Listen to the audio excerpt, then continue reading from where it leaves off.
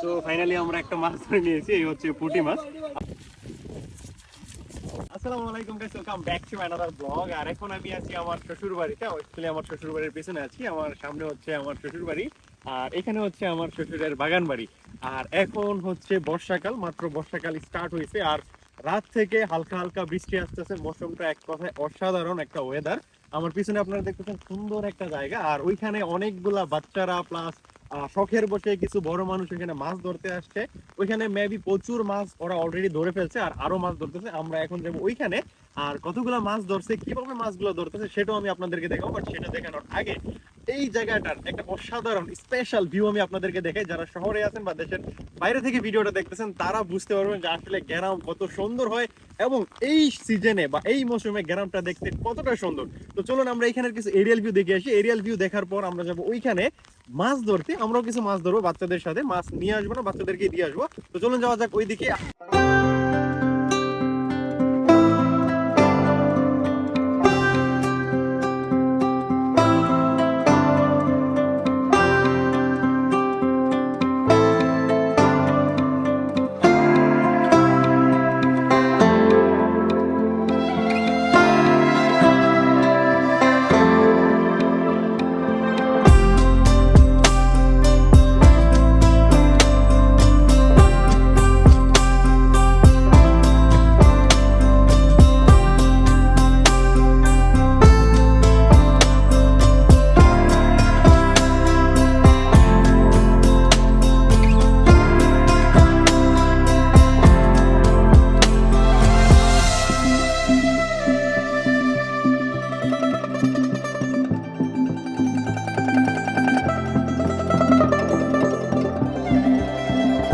Finally আমরা চলে আসছি যে জায়গাতে বাচ্চাগুলো মাছ ধরছে। বাচ্চাদের পাশাপাশি অনেক বড়রাও মাছ ধরতেছে, কারণ এখানে মাছ ধরাতে অনেক বেশি আনন্দ আসতেছে।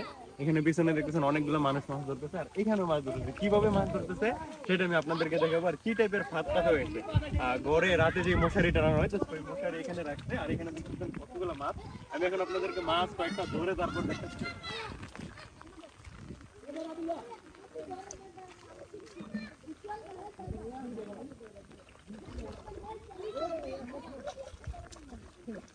তো ফাইনালি আমরা একটা মাছ ধরে নিয়েছি, এই হচ্ছে পুঁটি মাছ। এই টাইপের অনেকগুলো মাছ এখানে এখানে আসে আর চলে যায়। আমি আরো কয়েকটা মাছ ধরে আপনাদেরকে এখনই দেখে দিই।